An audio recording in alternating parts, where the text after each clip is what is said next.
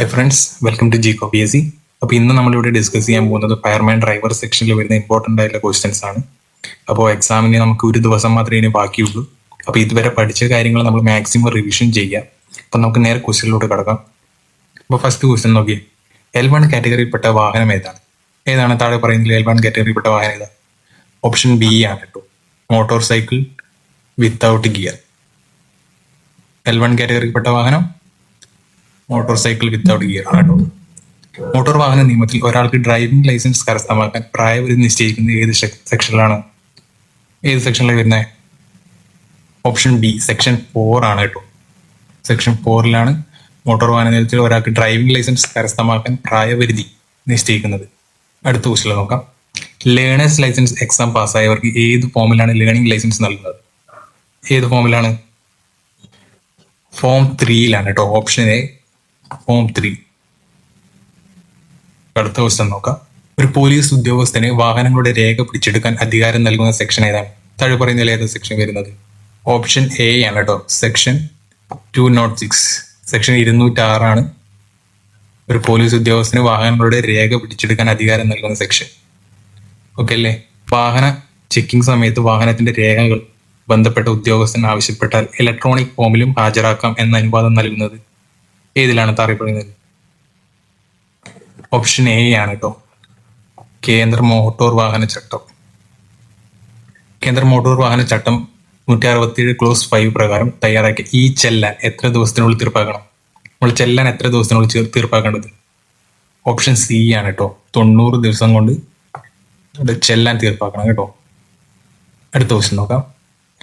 Speed governor ആവശ്യമുള്ള വാഹനങ്ങൾ ഏതെല്ലാം? താഴെ കൊടുത്തില്ല ഏതെല്ലാം വാഹനങ്ങൾക്ക് സ്പീഡ് ഗവർണർ വേണ്ടത്?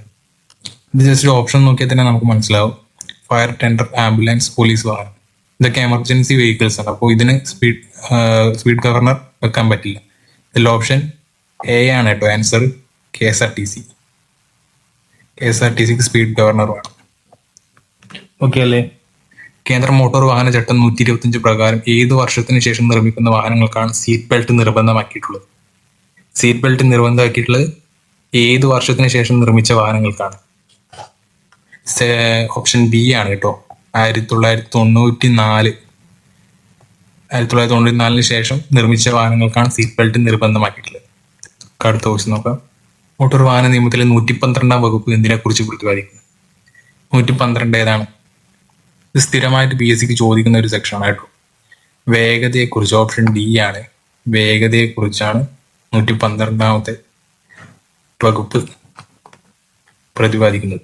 അടുത്ത ക്വസ്റ്റ്യൻ നോക്കൂ. മോട്ടോർ വെഹിക്കിൾ ആക്ടിലെ സെക്ഷൻ 155 എന്തിനാണ്? താഴെ പറയുന്നതിൽ ഏതിലാണ് പറയുന്നത്? 155. ഇതും ഒരു PSCയുടെ സ്ഥിരം ക്വസ്റ്റ്യൻ ആണ്. 155 സെക്ഷൻ 185 മദ്യത്തിന്റെയോ മയക്കുമരുന്നിന്റെയോ സ്വാധീനത്തിൽ. അടുത്തൊരു ക്വസ്റ്റ്യൻ നോക്കാം. മോട്ടോർ വാഹന നിയമങ്ങൾ ലംഘിക്കുന്ന ആൾക്ക് ശിക്ഷ ലഭിക്കുമെന്ന് പറയുന്നത് MB ആക്ടിലെ 1988 ഏത് വകുപ്പിൽ? താഴെ പറയുന്നതിൽ ഏത് വകുപ്പിലാണ് നിയമം ലംഘിക്കുന്നവർക്ക് ശിക്ഷ ലഭിക്കുമെന്ന് പറയുന്നത്? ഓപ്ഷൻ സി ആണ് കേട്ടോ, ഓപ്ഷൻ സി 177 സെക്ഷൻ 177. നമുക്ക് അടുത്ത ക്വസ്റ്റ്യൻ നോക്കാം. 1988 മോട്ടോർ വാഹന നിയമത്തിലെ സെക്ഷൻ 129 പ്രതിപാദിക്കുന്നത് എന്തിനെ കുറിച്ചാണ്? താഴെ പറയുന്നത് ഏതിനെ കുറിച്ചാണ് പ്രതിപാദിക്കുന്നത്? സെക്ഷൻ 129. ഓപ്ഷൻ ബി ആണ് കേട്ടോ, മോട്ടോർ ഓടിക്കുമ്പോൾ ഹെൽമെറ്റ് ധരിക്കുന്നതിനെ പറ്റി, ഹെഡ് ഗിയറിനെ പറ്റിയിട്ടാണ് കേട്ടോ, ഹെൽമെറ്റിനെ കുറിച്ചിട്ടാണ് സെക്ഷൻ 129 പ്രതിപാദിക്കുന്നത്. ഓക്കെ അല്ലേ? അടുത്ത ക്വസ്റ്റ്യൻ നോക്കാം. പൊതുസ്ഥലത്ത് യൂണിഫോമിൽ നിൽക്കുന്ന നിയമപാലകൻ നൽകുന്ന നിർദ്ദേശങ്ങൾ ബോധപൂർവം അനുസരിക്കാത്ത ഡ്രൈവർക്കെതിരെയുള്ള മോട്ടോർ വാഹന നിയമത്തിലെ വകുപ്പ് ഏതാണ്? ഏത് വകുപ്പാണ് വരുന്നത്? 88. ഓപ്ഷൻ സി ആണ് കേട്ടോ, 179.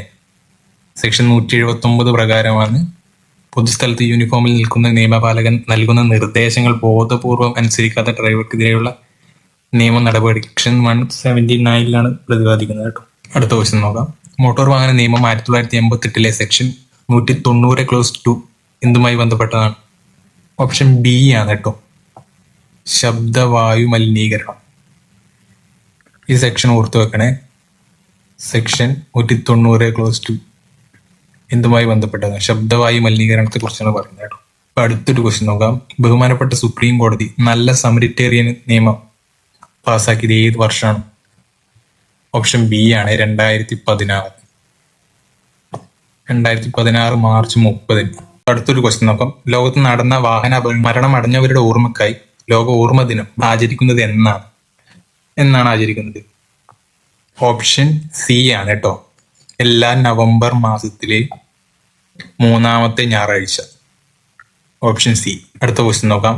മോട്ടോർ വാഹന നിയമത്തിലെ ഏത് വകുപ്പ് പ്രകാരമാണ് നിയമപാലകന് ശരിയായ രേഖകളില്ലാതെ ഓടുന്ന വാഹനം പിടിച്ചെടുക്കാൻ അധികാരമുള്ളത്?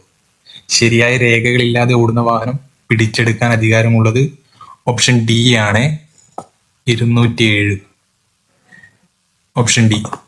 പ്രായപൂർത്തിയായ വാഹന ഉടമ ലൈസൻസ് ഇല്ലാതെ വാഹനം ഓടിച്ചാൽ ലഭിക്കുന്ന പിഴത്തുക എത്രയാണ്?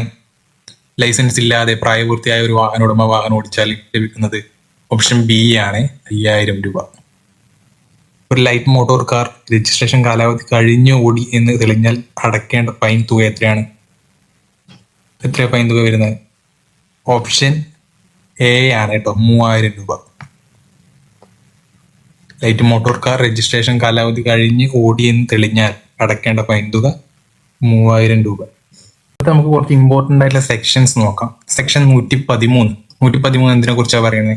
അനുവദനീയമായ ഭാരത്തിൽ കൂടുതൽ ചരക്ക് കയറ്റാൻ പാടില്ല. അടുത്തൊരു സെക്ഷൻ നോക്കിയേ, സെക്ഷൻ 115. പൊതുസുരക്ഷ കണക്കിലെടുത്ത് പ്രത്യേക റോഡുകളിലൂടെ വാഹനങ്ങൾ പോകുന്നത് തടയാനോ നിയന്ത്രിക്കാനോ സർക്കാരിന് അധികാരമുണ്ട്. ഏത് സെക്ഷനിലാണ് പറയുന്നത്? സെക്ഷൻ 115 കേട്ടോ. പൊതുസുരക്ഷ കണക്കിലെടുത്ത് പ്രത്യേക റോഡുകളിലൂടെ വാഹനങ്ങൾ പോകുന്നത് തടയാനോ നിയന്ത്രിക്കാനോ സർക്കാരിന് അധികാരമുണ്ടെന്നാണ് സെക്ഷൻ 115 പറയുന്നത്. അടുത്തൊരു സെക്ഷൻ നോക്കിയേ, സെക്ഷൻ 183. സെക്ഷൻ 183 അമിത വേഗതയെക്കുറിച്ച്, ഓവർ സ്പീഡിനെ കുറിച്ചാണ് പറയുന്നത് കേട്ടോ. Section 183 over speed. അടുത്ത സെക്ഷൻ നോക്കിയേ, സെക്ഷൻ 185. നമ്മൾ നേരത്തെ പറഞ്ഞതാണ് മദ്യപിച്ച് വാഹനം ഓടിക്കലിനെ കുറിച്ചിട്ടാണ് സെക്ഷൻ 185 പറയുന്നത്. 100 ml രക്തത്തിൽ 30 mg കൂടുതൽ ആൽക്കഹോൾ കണ്ടാൽ 10,000 രൂപ പിഴ അല്ലെങ്കിൽ 6 മാസം തടവ് ലഭിക്കുന്ന ശിക്ഷയാണ് കേട്ടോ. മദ്യപിച്ച് വാഹനം ഓടിക്കുന്നത് പറയുന്നത് സെക്ഷൻ 185. ഓക്കെ അല്ലേ? അപ്പൊ നമുക്കിനിയിപ്പോ ഒരു ദിവസം കൂടി എക്സാമിലേക്കുള്ളൂ. അപ്പൊ മാക്സിമം എല്ലാവരും റിവിഷൻ ചെയ്യുക. ഇതിന്റെ നെക്സ്റ്റ് പാർട്ട് നമ്മൾ അപ്ലോഡ് ചെയ്യുന്നതായിരിക്കും ഉടനെ തന്നെ. അപ്പോൾ all the best. Thank you.